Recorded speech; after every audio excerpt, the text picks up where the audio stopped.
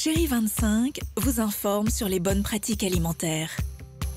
Bonjour, je suis le docteur Alexandra Dalu, membre de la Société européenne d'endocrinologie, médecin anti-âge et nutritionniste. Le gras est-il forcément mauvais pour la santé? L'apport de graisse, de lipides, est essentiel à une bonne santé puisque c'est via votre graisse que vous allez avoir la fabrication de toutes vos hormones. Donc on ne pourrait pas bien vivre sans apport de graisse.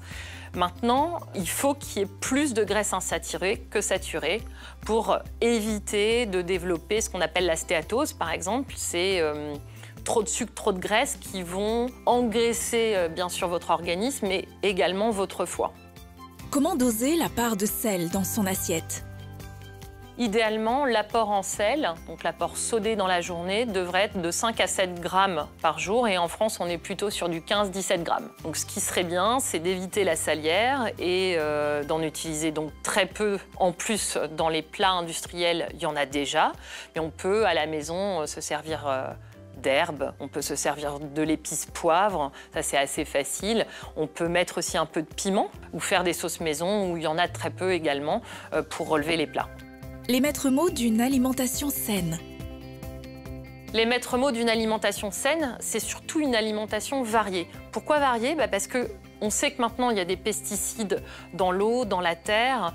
Et donc, pour éviter l'accumulation de pesticides, même si vous allez dans la nourriture bio, où il y en aura un petit peu moins, eh bien, il faut varier l'alimentation pour éviter d'avoir les mêmes toxiques au quotidien et laisser le temps à l'organisme de les détruire et de les éliminer.